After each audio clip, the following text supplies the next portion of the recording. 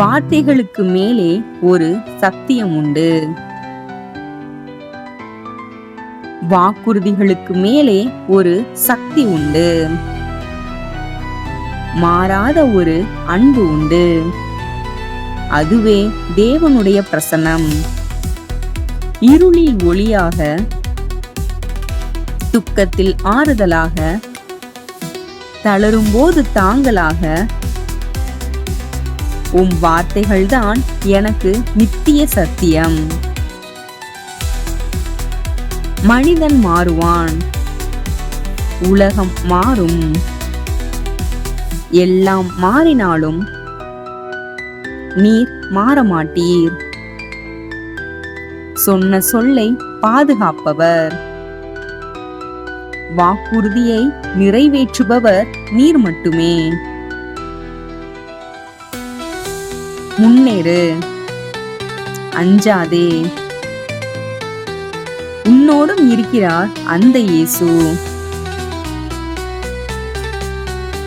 அவருடைய வழிகளை நம்பு. வெற்றி உனக்காகவே நிச்சயிக்கப்பட்டுள்ளது.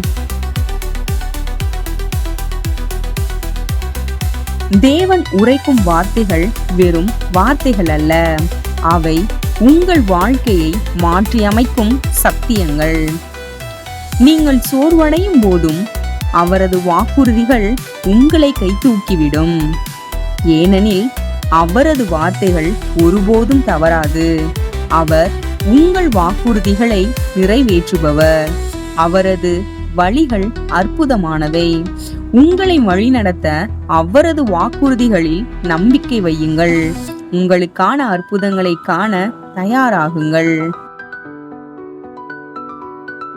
பொய் சொல்ல தேவன் ஒரு மனிதன் அல்ல. மனம் மாற அவர் ஒரு மனுபுத்திரனும் அல்ல.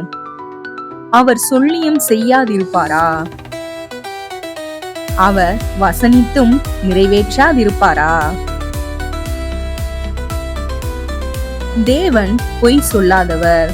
அவர் மனம் மாறாதவர். அவர் ஒரு மனிதனைப் போல அல்ல. அவர் சொன்னதை நிச்சயம் செய்வார். நீங்கள் அவரை நம்புங்கள். உங்கள் வாழ்வின் ஒவ்வொரு நகர்வும் அவரால் மட்டுமே. ஏனெனில் தேவனுடைய வாக்குறுதிகளில் நம்பிக்கை வைத்து உங்கள் இலக்குகளை நோக்கி அசைக்க முடியாத நம்பிக்கையுடன் முன்னேறுங்கள். கர்த்தர் தாமே உங்களை ஆசீர்வதிப்பாராக. ஆமேன்.